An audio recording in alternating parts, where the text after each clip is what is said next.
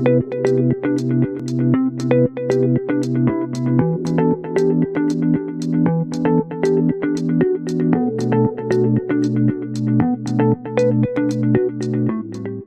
Computer ഉപയോഗിക്കുമ്പോൾ എല്ലാം നല്ല സ്പീഡിൽ നടക്കണം എന്നല്ലേ ആഗ്രഹം? അതെ, തീർച്ചയായും. പക്ഷെ ഒരു പ്രശ്നമുണ്ട്.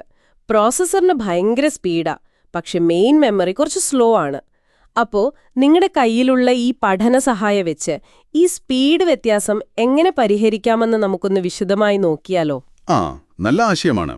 പ്രധാനമായും പ്രോസസ്സർ വെറുതെ ഇരിക്കുന്ന സമയം കുറയ്ക്കണം.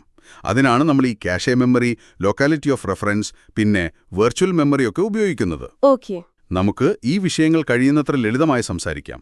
ഈ ലൊക്കാലിറ്റി ഓഫ് റെഫറൻസ് എന്ന് കേൾക്കുമ്പോഴെന്തോ വലിയ സംഭവമായിട്ട് തോന്നുന്നുണ്ടല്ലോ. എന്താണിത് ശരിക്കും? ശരിക്കും പറഞ്ഞാൽ വളരെ സിമ്പിളാണ്. ഒരു പ്രോഗ്രാം റൺ ചെയ്യുമ്പോൾ അത് മെമ്മറിയിലെ എല്ലാ ഭാഗവും എപ്പോഴും ഒരുപോലെ ഉപയോഗിക്കില്ല. ശരിയാണ്. ഒരു പ്രത്യേക സമയത്ത് ഒരു ചെറിയ ഭാഗത്തായിരിക്കും അതിന്റെ ഫോക്കസ്. ഇത് രണ്ട് തരമുണ്ട്. ഒന്ന് ടെമ്പറൽ ലൊക്കാലിറ്റി, അതായത് ഇപ്പോൾ ഉപയോഗിച്ചൊരു ഡേറ്റ അല്ലെങ്കിൽ ഒരു ഇൻസ്ട്രക്ഷൻ അത് കുറച്ചു കഴിഞ്ഞാൽ വീണ്ടും ഉപയോഗിക്കാൻ സാധ്യതയുണ്ട്. ഒരു ലൂപ്പ് ഓർത്താൽ മതി. രണ്ട് സ്പേഷ്യൽ ലൊക്കാലിറ്റി, ഒരു ഡേറ്റ എടുത്താൽ അതിന്റെ അടുത്തുള്ള ഡേറ്റയും പെട്ടെന്ന് ആവശ്യം വരാൻ സാധ്യതയുണ്ട്. ഒരു ലിസ്റ്റ് അല്ലെങ്കിൽ അറേ എടുക്കുന്നത് പോലെ. ഈ ഒരു സ്വഭാവമാണ് ശരിക്കും കാഷെ മെമ്മറിയുടെ പിന്നിലെ ആശയം. അപ്പൊ ഈ തത്വം വെച്ചാണ് കാഷെ വർക്ക് ചെയ്യുന്നത് അല്ലേ? എന്താണ് ഈ കാഷെ മെമ്മറി? അതെ, കാഷെ എന്ന് പറഞ്ഞാൽ പ്രോസസ്സറിനും മെയിൻ മെമ്മറിക്കും ഇടയിലുള്ള ഒരു ചെറിയ പക്ഷെ ഭയങ്കര സ്പീഡുള്ള ഒരു മെമ്മറി ചിപ്പാണ്. ഒരു ബഫർ പോലെ. നേരത്തെ പറഞ്ഞ ലോക്കാലിറ്റി തത്വം വെച്ച് പ്രോസസ്സർ ഉടനെ ചോദിക്കാൻ സാധ്യതയുള്ള ഡേറ്റയുടെ ഒരു കോപ്പി ഈ കാഷെയിൽ സൂക്ഷിക്കും. ഇതെങ്ങനെയാ സമയം ലാഭിക്കുന്നത്? ഇപ്പോ പ്രോസസ്സറിന് ഒരു ഡേറ്റ വേണോന്ന് വെക്കുക. അത് ആദ്യം നോക്കുന്നത് കാഷെയിലാ. അവിടെ ഡേറ്റ ഉണ്ടെങ്കിൽ നമ്മളതിനെ കാഷെ ഹിറ്റ് എന്ന് പറയും. വളരെ പെട്ടെന്ന് കിട്ടും. ഒരു 20 നാനോ സെക്കൻഡൊക്കെ മതിയാവും. ഇനി അവിടെ ഇല്ലെങ്കിലോ അതാണ് കാഷെ മിസ്. അപ്പോ മെയിൻ മെമ്മറിയിൽ പോയി എടുക്കണം. അതിന് കൂടുതൽ സമയമെടുക്കും. ചിലപ്പോൾ ഒരു 200 NS ഒക്കെ എടുക്കും. അങ്ങനെ എടുക്കുമ്പോൾ ആ ഡേറ്റയുടെ ഒരു ബ്ലോക്ക് കാഷെയിലേക്ക് കൊണ്ടുവരികയും ചെയ്യും.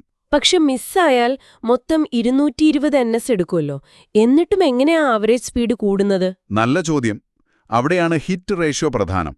അതായത് എത്ര തവണ ഡേറ്റ കാഷെയിൽ നിന്ന് കിട്ടുന്നു എന്നത്. ലൊക്കാലിറ്റി കാരണം ഒരു മിസ് ഉണ്ടായാലും അടുത്ത തവണ അതേ ഡേറ്റയോ അടുത്തുള്ള ഡേറ്റയോ ചോദിക്കുമ്പോൾ അത് കാഷെയിൽ ഉണ്ടാവാൻ സാധ്യത കൂടുതലാണ്. ശരിയാണ്. അപ്പോൾ 20 നാനോ സെക്കൻഡ് മതിയാകും.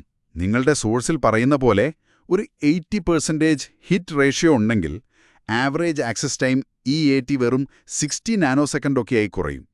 കാഷെ ഇല്ലെങ്കിൽ അത് 200 നാനോ സെക്കൻഡ് എടുക്കേണ്ട സ്ഥാനത്താണത്. അപ്പൊ കാര്യമായ വ്യത്യാസമുണ്ട്. അതെ, പ്രോസസ്സറിന്റെ വെയിറ്റിംഗ് ടൈം ഒരുപാട് കുറയും. കൊള്ളാം. ഈ കാഷെ ഡിസൈൻ ചെയ്യുമ്പം എന്തൊക്കെ കാര്യങ്ങൾ ശ്രദ്ധിക്കണം? പല കാര്യങ്ങളുണ്ട്. കാഷെയുടെ സൈസ് എത്ര വേണം, ഒരു തവണ മെയിൻ മെമ്മറിയിൽ നിന്ന് എത്ര ഡേറ്റ കൊണ്ടുവരണം എന്ന ബ്ലോക്ക് സൈസ്, കാഷെ ഫുള്ളായാൽ ഏത് പഴയ ഡേറ്റ മാറ്റണം എന്ന് തീരുമാനിക്കുന്ന റീപ്ലേസ്മെന്റ് പോളിസി, പിന്നെ കാഷെയിൽ എന്തെങ്കിലും മാറ്റം വരുത്തിയാൽ അത് എപ്പോഴാണ് മെയിൻ മെമ്മറിയിൽ അപ്ഡേറ്റ് ചെയ്യേണ്ടത് എന്ന് തീരുമാനിക്കുന്ന റൈറ്റ് പോളിസി. ഇതൊക്കെ പ്രധാനമാണ്. ഈ റൈറ്റ് പോളിസി 2 ഉണ്ടെന്ന് പറയുന്നുണ്ടല്ലോ. Right through, right back. എന്താ വ്യത്യാസം? എപ്പോഴും സിങ്ക് ആയിരിക്കും. റൈറ്റ് ബാക്ക് അങ്ങനെയല്ല. കാഷെയിൽ മാത്രം മാറ്റം വരുത്തും. ഒരു ഫ്ലാഗ് വെച്ച് മാർക്ക് ചെയ്യും. ആ ബ്ലോക്ക് കാഷെയിൽ നിന്ന് മാറ്റേണ്ടി വരുമ്പോൾ മാത്രം മെയിൻ മെമ്മറിയിലേക്ക് എഴുതും.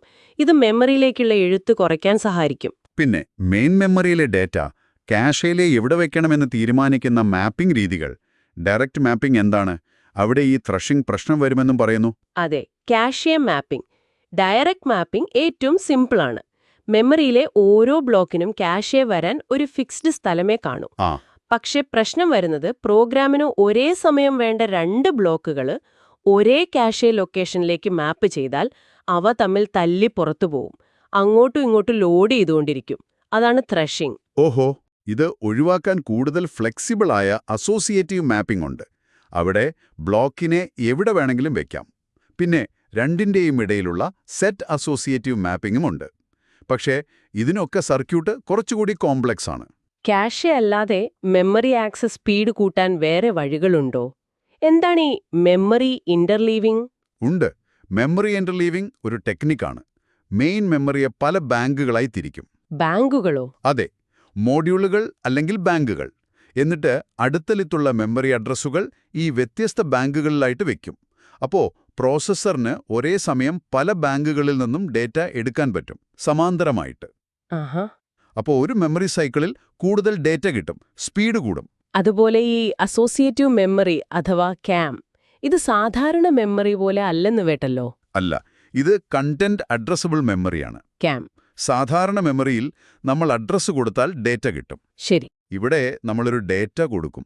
എന്നിട്ട് ആ ഡേറ്റ മെമ്മറിയിൽ എവിടെയുണ്ടെന്ന് ഒറ്റയടിക്ക് കണ്ടുപിടിക്കും. അഡ്രസ്സ് വെച്ചല്ല, ഉള്ളിലെ കണ്ടന്റ് വെച്ചാണ് തിരയുന്നത്. ഓ, ഇൻട്രസ്റ്റിംഗ് ആണല്ലോ. അതെ, അതുകൊണ്ട് വളരെ ഫാസ്റ്റായിട്ടുള്ള സെർച്ചിങ്ങിന് ഇത് നല്ലതാണ്. ഓക്കെ, അവസാനമായിട്ട് വെർച്വൽ മെമ്മറി. ഇതാണോ നമ്മുടെ കമ്പ്യൂട്ടറിൽ റാം കുറവാണെങ്കിലും വലിയ പ്രോഗ്രാമൊക്കെ ഓടാൻ കാരണം? ഒരു വലിയ പരിധിവരെ അതെ. അതാണ് വെർച്വൽ മെമ്മറിയുടെ പ്രധാന ഗുണം. ഒരു പ്രോഗ്രാം മുഴുവനായിട്ട് മെയിൻ മെമ്മറിയിലേക്ക് ലോഡ് ചെയ്യില്ല. പിന്നെ എങ്ങനെ? അതിന്റെ ആവശ്യമുള്ള ഭാഗങ്ങൾ മാത്രം മെയിൻ മെമ്മറിയിൽ വെക്കും, ബാക്കി ഹാർഡ് ഡിസ്കിലുണ്ടാവും. പ്രോസസ്സർ ഉണ്ടാക്കുന്ന അഡ്രസ്സ് ഒരു വെർച്വൽ അഡ്രസ്സായിരിക്കും. അതിനെ MMU അഥവാ മെമ്മറി മാനേജ്മെന്റ് യൂണിറ്റ് യഥാർത്ഥ ഫിസിക്കൽ അഡ്രസ്സാക്കി മാറ്റും. ആവശ്യമുള്ള ഭാഗം മെമ്മറിയിലില്ലെങ്കിൽ അത് ഡിസ്കിൽ നിന്ന് കൊണ്ടുവരും. ഇത് കാരണം ശരിക്കുമുള്ളതിനേക്കാൾ കൂടുതൽ മെമ്മറി ഉണ്ടെന്നൊരു തോന്നൽ നമുക്ക് കിട്ടും. ആ, അപ്പോ മൾട്ടി ടാസ്കിങ്ങിനൊക്കെ ഇത് ഭയങ്കര ഹെൽപ്ഫുൾ ആയിരിക്കും. തീർച്ചയായും. പല ആപ്ലിക്കേഷൻസ് ഒരുമിച്ച് ഓടിക്കുമ്പോൾ സിസ്റ്റം ഹാങ് ആവാതെ നോക്കാൻ ഇത് സഹായിക്കും. അപ്പോ ലോക്കാലിറ്റി ഓഫ് റെഫറൻസ് എന്ന തത്വത്തിൽ തുടങ്ങി കാഷെ, അതിന്റെ പലതരം organisation, interleaving, associative memory, virtual memory വരെ നമ്മൾ പറഞ്ഞു. എല്ലാം കമ്പ്യൂട്ടർ മെമ്മറി സിസ്റ്റം സ്പീഡാക്കാനും എഫിഷ്യന്റ് ആക്കാനുമുള്ള ടെക്നിക്കുകളാണ്, അല്ലേ? അതെ. നിങ്ങൾ ദിവസവും ഉപയോഗിക്കുന്ന സോഫ്റ്റ്വെയറുകളുടെ പിന്നിൽ ഈ ടെക്നിക്കുകളൊക്കെ എത്ര നന്നായി പ്രവർത്തിക്കുന്നുണ്ടാവുമെന്ന് ആലോചിച്ചു നോക്കൂ. നേരിട്ട് കാണുന്നില്ലെങ്കിലും നമ്മുടെ കമ്പ്യൂട്ടർ അനുഭവം അത് സ്മൂത്താക്കുന്നതിൽ ഇതിനൊക്കെ വലിയ പങ്കുണ്ട്. ശരിയാണ്. ഇനി ഒരു കാര്യം ആലോചിച്ചു നോക്കൂ. നിങ്ങളുടെ സിസ്റ്റത്തിലെ കാഷെ സൈസോ വെർച്വൽ മെമ്മറി സെറ്റിംഗ്സോ മാറ്റിയാൽ പെർഫോമൻസിൽ എന്ത് വ്യത്യാസം വരും? അതൊന്ന് സ്വയം പരീക്ഷിച്ചു നോക്കുന്നത് രസകരമായൊരു പഠനമായിരിക്കും.